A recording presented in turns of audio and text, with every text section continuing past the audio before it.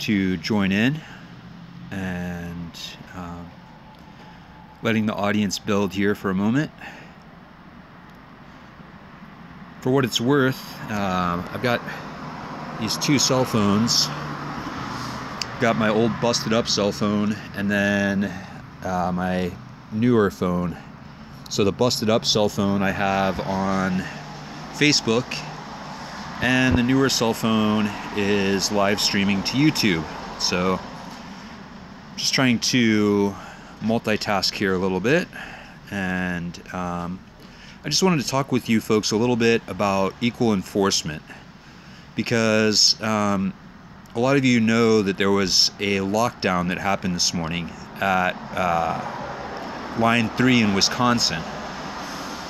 So, you know, anytime that one of these lockdowns happens, what in essence is going on is that someone is asserting their right to peaceful assembly. You have a right to peaceful assembly. You also have a right to freedom of religion. Most of these lockdowns are done by people in prayer. They're praying for their safe water. They're praying for their salmon. They're praying for wild rice. You have a constitutionally guaranteed right to free speech and freedom of religion. What you don't have is a constitutional right to violate the law. But Enbridge goes forward as if they have this right to violate the law. They are not held accountable when they don't pull permits, when they, you know, pollute our natural resources and otherwise threaten the earth. They're not held accountable for it. And even if they do have some accountability, it ends up being just a slap on the wrist. So in most cases, water protectors are thrown in jail for praying. Let that sink in for a minute. For praying. You have a constitutional right to prayer. You have a constitutional right to peaceful assembly, and yet law enforcement upholds criminal behavior by pipeline corporations. So if you're a pipeline corporation, you actually, in the current fascist states of America, are allowed to violate the law and even have law enforcement protecting your illegal behavior. You know, during the Dakota Access Pipeline fight, while we were standing in protection of the water in prayer, peacefully defending the Standing Rock Sioux Tribe's water, they didn't have their permits. The Dakota Access Pipeline didn't have their permits, so the construction that they were doing was actually illegal construction. While they were doing illegal construction, they were being protected by law enforcement.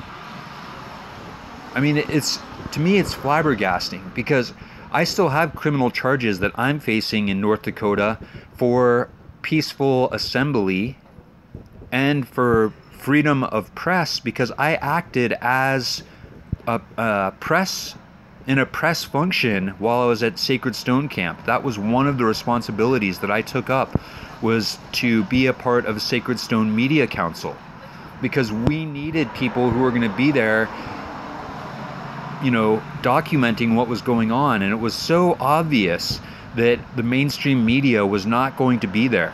The mainstream media was never there to try and help document what was going on. If anything, the mainstream media was only there to serve as a mouthpiece for the Dakota Access Pipeline, for Morton County Sheriff, and for the National Guard.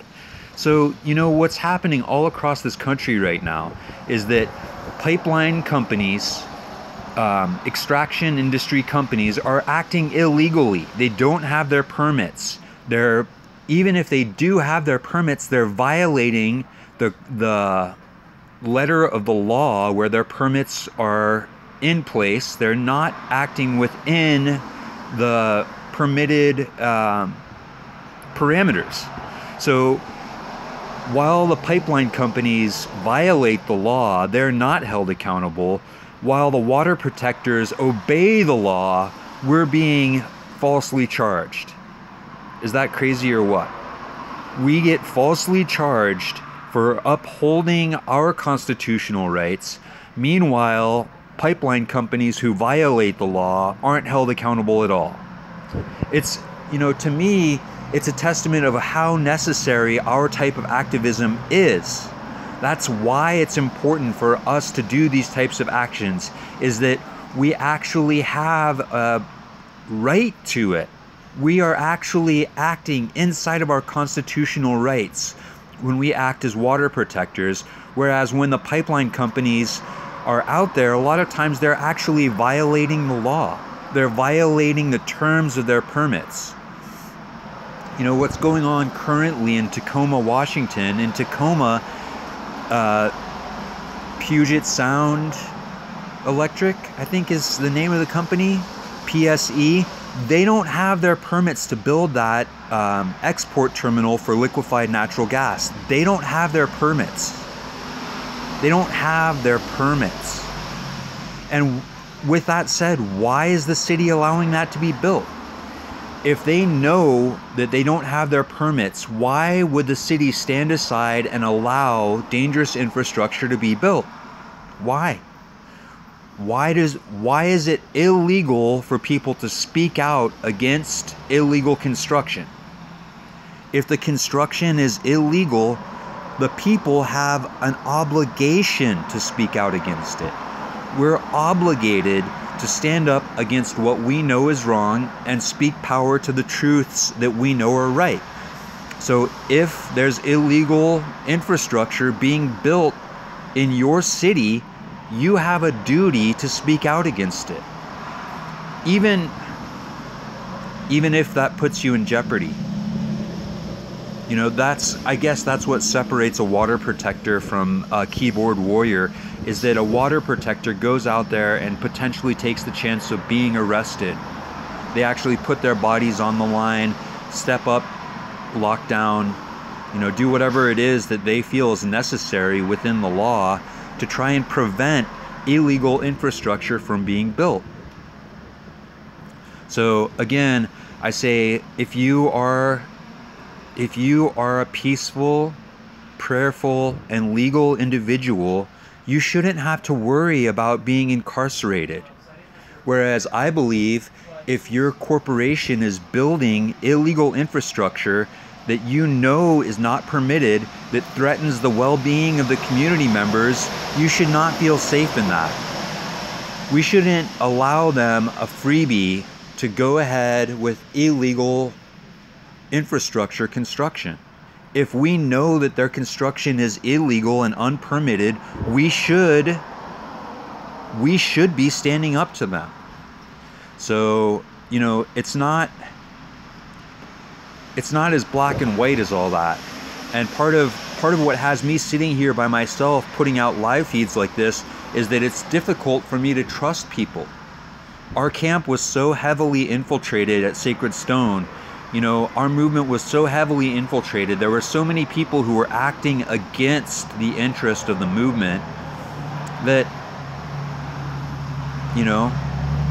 I don't feel safe trusting my actions with a lot of these people because I don't know them that well.